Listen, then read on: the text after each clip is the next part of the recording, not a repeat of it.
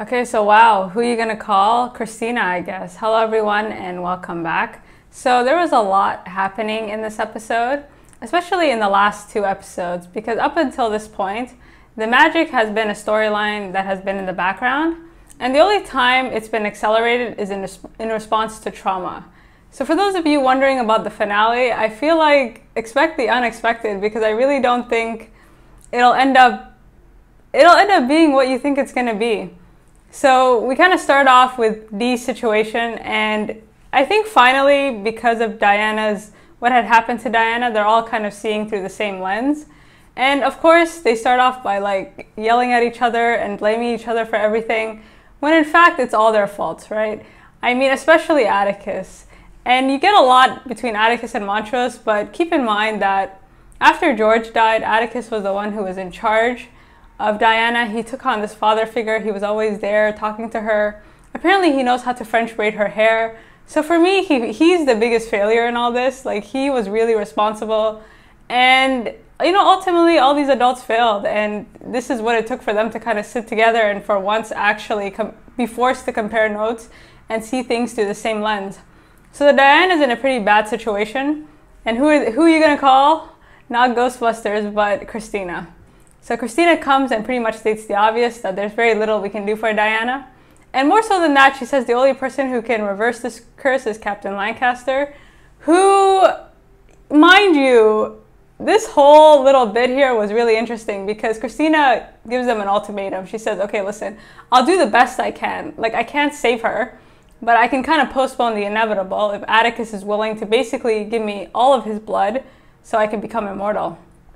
And now, Christina, everything about Christina in this episode is like, been here, done that. Like, they give her all these pictures that Diana drew of all these monsters just to try and like figure out how it is they can kind of reverse the spell. And she's looking at it and she seems so disinterested, right? Like, she keeps saying over and over again that her rise has been meticulously planned.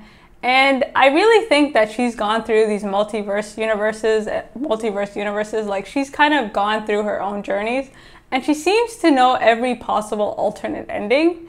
And after this episode, I'm hoping that they can kind of rain on her parade a bit. But whatever the case, they're kind of desperate for Christina's help. They've used all the leverage they can. They've given her the pages. People aren't communicating. So they kind of have to hope for good intentions, right? Like, they kind of basically have to hope that she follows through with whatever it is she wants to follow through with. And for a minute, I really kind of believed Christina until she kills Captain Lancaster, right? Because in that moment, she could have actually saved his life. And, you know, he could have actually reversed the spell on Diana. But she's very self-interested. This episode confirms that she will be willing to do anything and everything to get to the top. And again, I believe that she's already seen every alternate ending. And the interesting thing about this encounter with Captain Lancaster is that he calls her Christina, right? Like, and I'm not sure if the guys around her kind of clued into that this was not William, this is Christina. Because actually, if you notice in that conversation, at one point, William Christina says, I have kind of redone all of William's past spells to kind of figure this out. So William is kind of talking about William while he's there. So I don't know if the other two clued in, but whatever the case, Captain Lancaster definitely clued in, and she had an opportunity, right? Like, she could have she could have killed him later. She didn't have to kill him right then and there. But the way she looked at him and the energy that she was giving, I mean, she is a monster in plain sight. And we'll see, because at this point they've been kind of going at her pace, and whether or not they can change that in the final episode, I'm not really sure, to be honest. All this to say, these last two episodes kind of use this magic storyline to push people's ambition, right? Like, people want what they want and they want it now, notably Ruby. And I was really hoping that Ruby had some sense. Like, I really hope she's not this gullible. Like, I hope she clued in, because her mother was a hustler. So you're hoping that she kind of sees through Christina, right? So she's talking to everybody. She's like, Christina's going to help us because for me, and we're going to do all this. And Christina is really not that bad of a person. And I was looking at her like, that scene when they drove off, I was like, sis, get out of the car. And it's interesting because Christina basically admits that she's going to kill Atticus. And it is what it is. Like, you're either with me or against me. And Ruby makes this comment like, I imagine myself being a redhead. And I really hope, because at this point, it looks like Ruby's willing to take Christina's seconds, but I'm not sure, to be honest, because it's really hard to tell what Ruby's thinking, right? Like, did she clue in? And I think in her defense, if she does kind of go the Christina route, I get it, because everybody's lying to her face. Like, at this point, it's either the devil you know or the devil you don't, which is, in this case, Christina. But I was really looking at Ruby like, girl, I really hope you find a way to get around this, because it is not looking good for our good sis right now. Okay, so all this to say, desperate times calls for desperate measures. Hippolyta comes back out of nowhere, and she's like, what happened to my daughter? And again, this is a failure, right? Like, they had one responsibility, which was to watch her. Ruby basically forgot about her. Atticus failed big time. And she kind of comes up with a plan. She's like, okay, we have to go back to Tulsa to get this book of names. And she kind of makes an interesting point by saying that she had traveled to Earth 504 and she'd seen infinite possibilities, and all this wisdom and all this knowledge she's going to use to save her daughter. And this must have been heartbreaking, because she comes back with this new optimism. Because up until this point, Hippolyta has been someone who has been afraid of the world, right? Like, she's kind of shrunk herself smaller and smaller and smaller. And she was coming back with, you know, such optimism in hopes of helping her daughter basically avoid doing the same thing, right? Like, it's not about survival. It's about, like, living your best life and not letting people take opportunities away from you.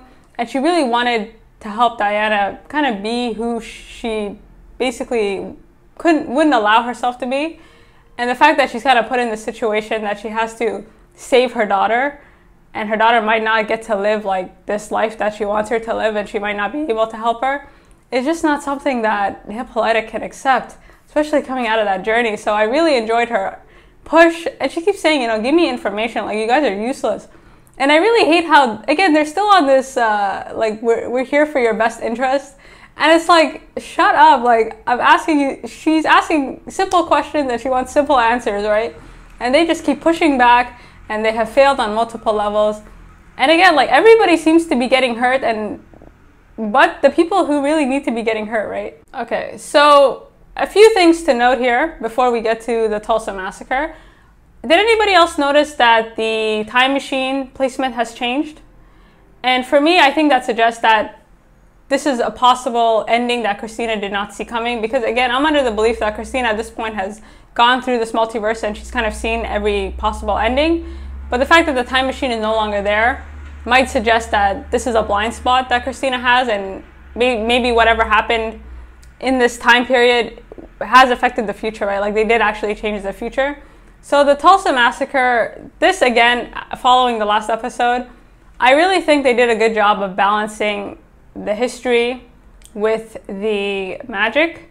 And I really like the commentary being made here about Black extinction, because this is a story, this is a story at this point that has, you know, I said this before, that the magic has been kind of in the background and all these other events have been in the forefront, right?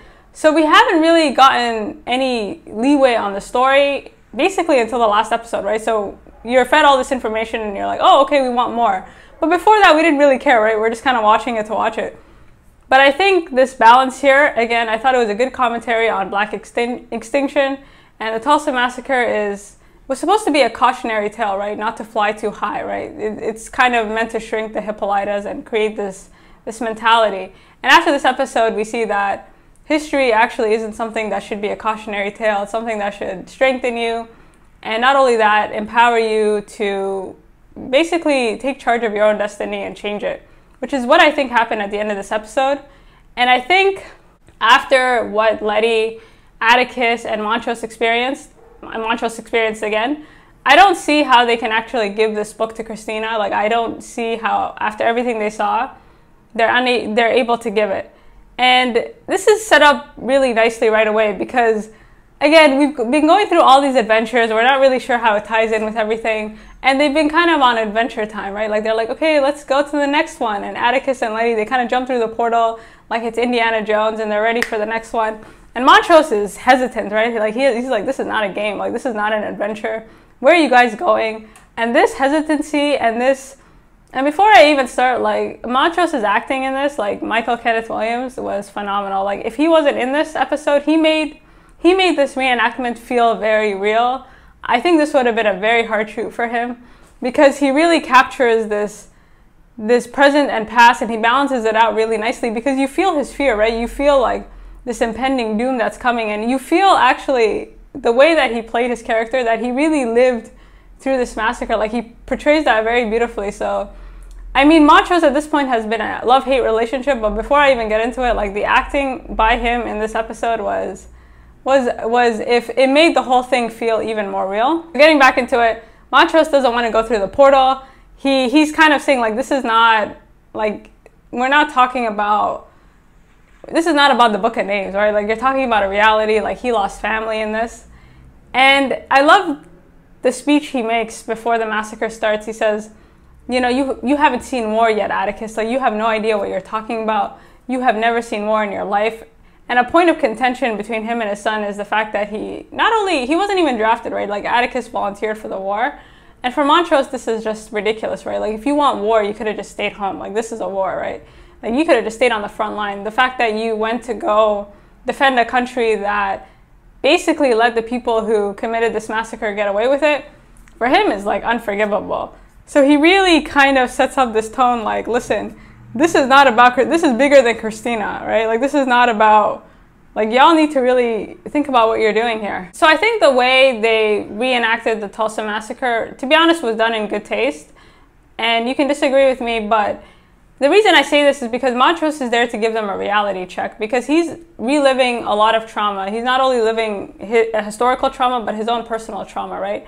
And you see that quite quickly. Like, this episode, I really enjoyed the character development. And that's the one thing I've always liked about the show, right? Like, I like the characters.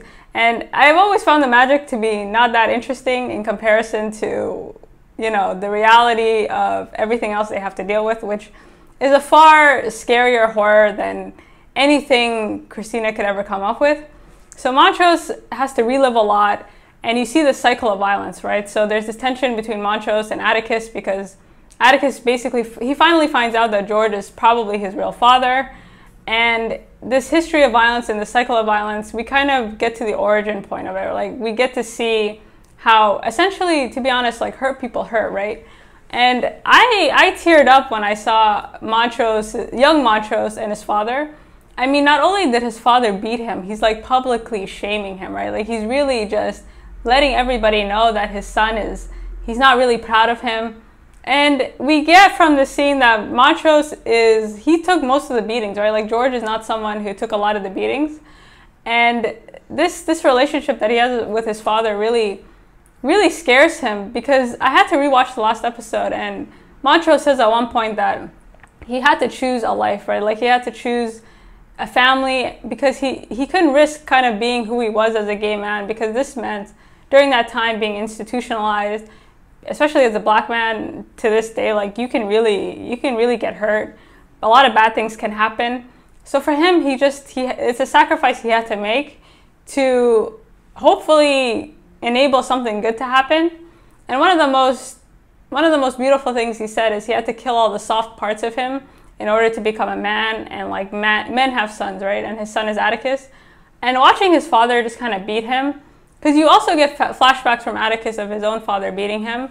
And Atticus, you have to remember, like, before the war, he was a skinny kid, right? Like, he kind of bulked up to look like the heroes that he's read in books. But before that, he was kind of a small kid. He was a bit of a nerd. He was very shy. And I think his father, like, saw something in him, right? Like, he saw the same thing. He was trying to beat it out of him, just like his father had done to him. And just this, when you look at young Montrose and you think about what Atticus would have been like as a kid, like, the parallels are stark. And Montrose, again, like, I hate him, but at the same time, he's so realistic, because it speaks to how the toxicity between parents and their children, right? Like, this thing, it carries out. Like, parents rarely, like, if they do talk about a trauma, like, anytime Attic or Montrose has brought up the past, it's always combative, right? It's like, you never know. It's not something that he uses to kind of empower his son. It's something he uses to kind of make him feel bad about his existence. So, I don't know. Like, after this episode, it's complicated. So this complication is triggered when Montrose essentially runs off. And at first I was really frustrated, because I'm like, where are you running off to? We have to get the Book of Names. But again, this is bigger than the Book of Names, right? Like, he's reliving something that happened to him in his real life. This is not something to be, used as background, and he runs off, and at first we're like, come back, and then at the same time you're like, I kind of get it. And everything about Atticus and Montrose this episode for me this was some solid acting by both of them, right? Like, he runs off, and we find out the reason he runs off is to save his past self, right? He had actually gone to the point where he's buried information, right? He's kind of suppressed everything that had happened and altered and omitted parts of himself. Most importantly, his first love, Thomas, right? Like, after his dad beats him, he basically decides in that moment that he cannot be a gay man, and he has to really purge these feelings out of him, and he has to bury them. But as much as you bury something and try to get rid of it, like, it's still there, right? Like, it speaks to history, right? As much as you try to bury these horrible events, they still exist, and what's done in the dark, unfortunately, will come to light. And everybody's frustrated, right? Like, Atticus has to go after him, they have to split up, and he's like, you can't change the past, right? Like, they have to be very careful in this part of history, because if they change anything, maybe Atticus won't be born, maybe he'll never meet Letti. Like, you don't know what's going to happen. And Montrose's logic is really interesting, because he says, listen, I have sacrificed so much to be your father, which was a bit of a slight, but I get what he was saying. Like, it was coming from his heart, right? He's like, I've sacrificed a lot to be your father. It's the only thing I've ever wanted to be. I don't really care about biology, because at the end of the day, like, that's not really a factor. And it doesn't matter what happens here, because my love for you will never change, right? Like, nothing can take that away. No time machine, nothing. And that was really, I think this whole thing with Montrose watching his past self kind of die, right? Because in this moment, his past self not only emotionally dies as he's telling his first love, I'm not you, but he actually he physically gets shot, right? Like, Thomas gets shot in the face, which just adds a whole other layer of fear, right? Because for Montrose, it's already hard enough being a black man, and on top of that, you want to be a gay black man during this time.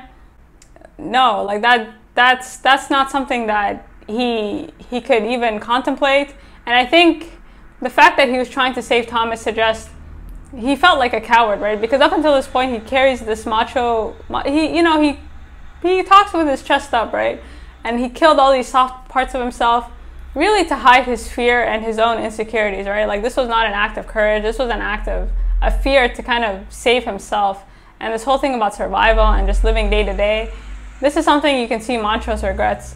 And Atticus is just looking at him, and they have this reconciliation a little bit, and I teared up, because it's complicated, you know? I think tough love for parenting is, unfortunately, sometimes you don't know, you can only kind of do what you've been taught or do what you've seen, right? So Montrose, his dad beat him, and it kind of worked, right? Like, he ended up having a family and living this family life. So for him, it's like, okay, well, if my dad was able to do this and this was the result, then I guess I should be able to do the same.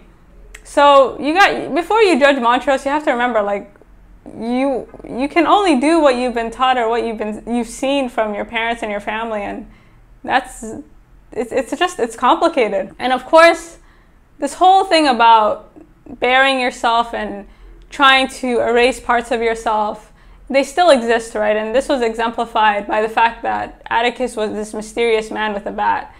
And Atticus, and this whole bit with the bat, right? Like, at first they're panicking because telling the story for the first time. For once, he's telling the whole truth and nothing but the truth. He's not hiding anything. He's not being shady about anything. And the fact that Atticus was the mystery man with the bat, I really enjoyed this whole sequence.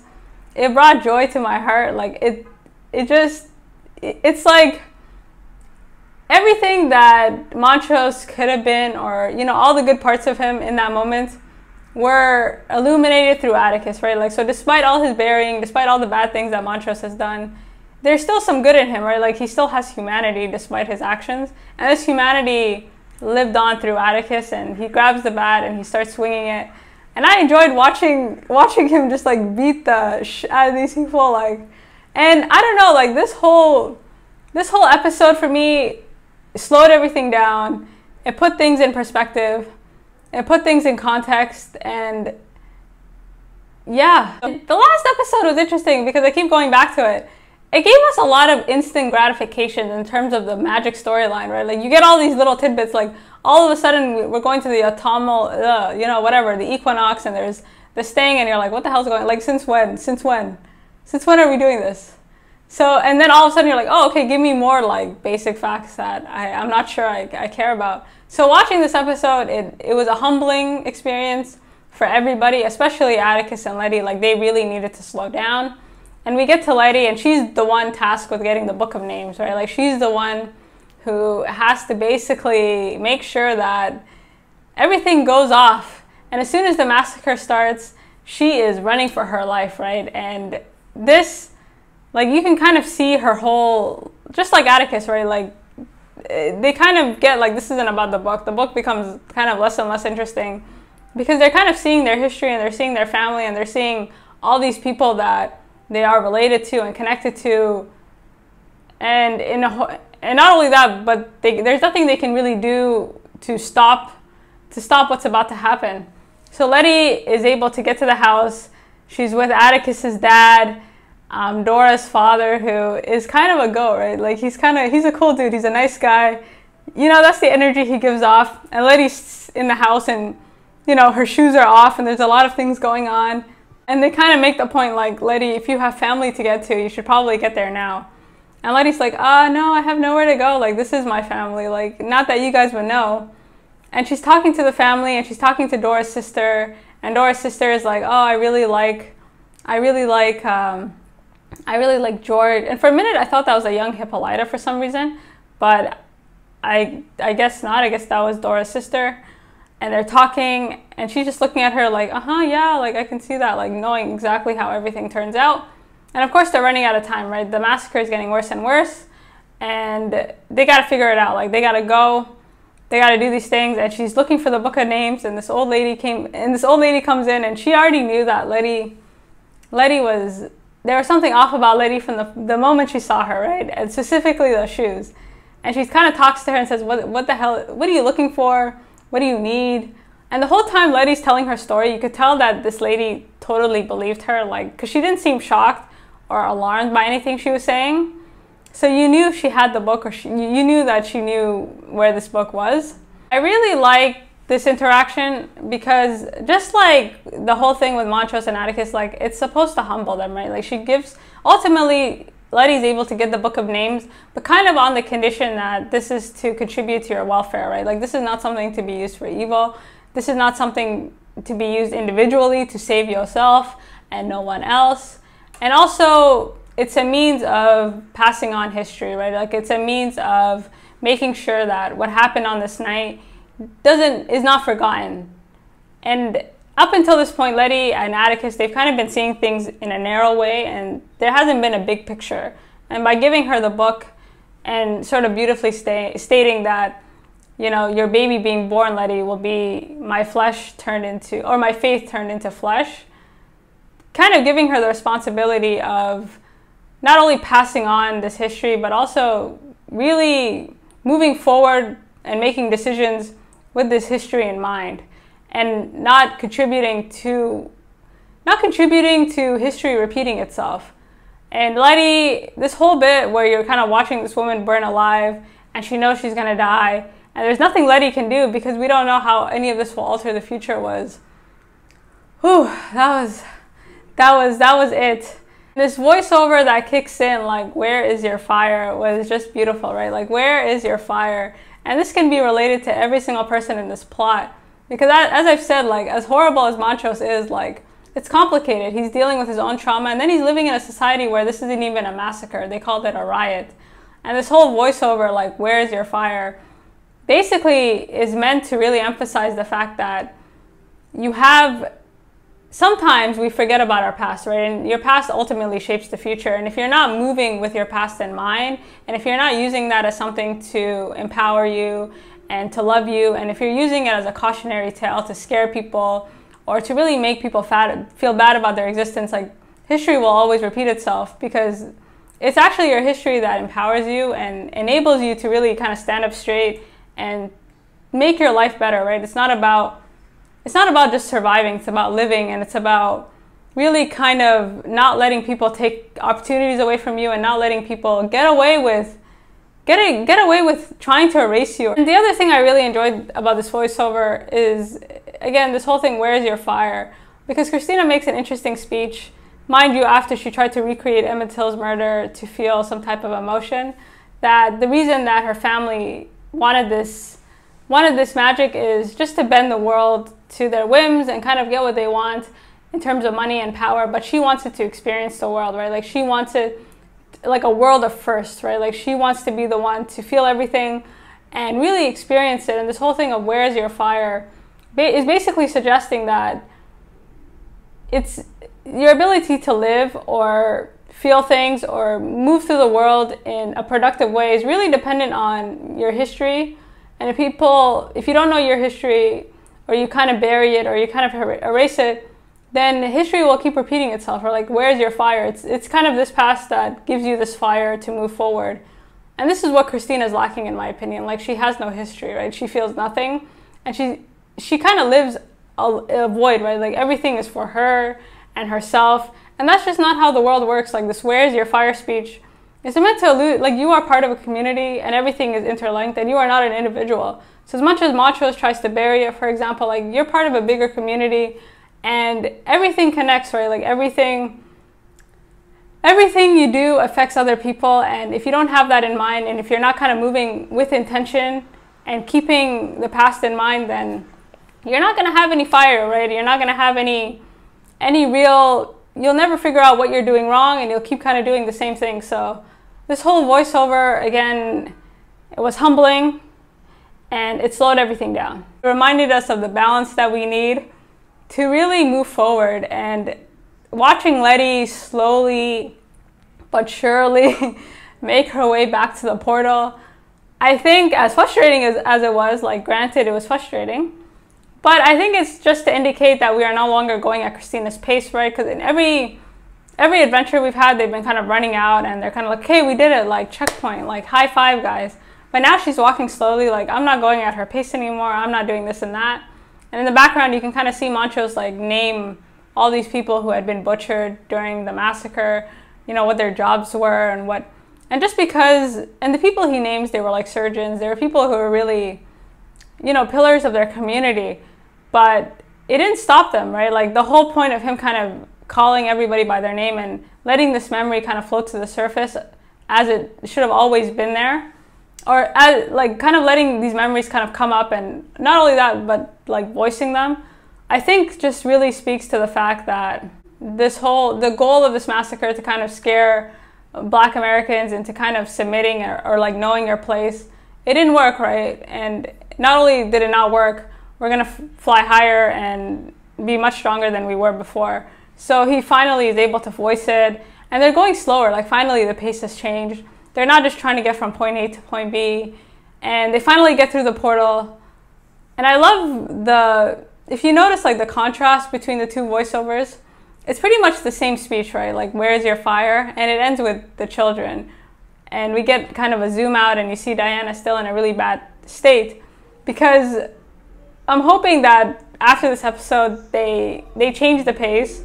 Again, I don't see how they can give this book back to her. And the whole point of this episode is really just to remind them that you've kind of forgotten about your history and you failed, right? Like, Diana's in trouble because everything you're doing is supposed to make your children better, and it's supposed to, all the knowledge that you have is supposed to empower and strengthen them to do better. But they haven't been doing that, right? They've been empowering and strengthening themselves to do better. So you can see Letti's face, you can see Montrose, you can see Atticus, like, they have been fundamentally changed by this. They finally get that there's something else going on. And I've always thought that this magic storyline was in the background. So this finale, expect the unexpected, because I don't think it's gonna go, you're not gonna get all the, I don't think you're gonna get all the answers you need from this magic storyline in terms of whether, what it is, whether Christina gets to this point or not, or how, you know, like, we'll see.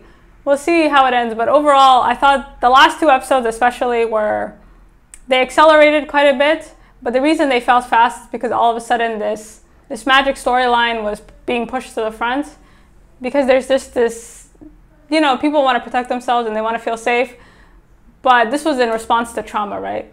And it's going to be really interesting to see how, after witnessing this massacre, how they pace themselves and how they're able to kind of use what they know now and use what they've been able to see to finally carve out a path and, you know, change the pace and not just be in this reactionary state that they've been in this whole time. So overall, this was one of the best episodes. The last two has really given us a lot to work with. And I think the last episode, again, like, you'll either hate it or you'll love it. That being said, thank you for stopping by and let me know what you think. Till next week.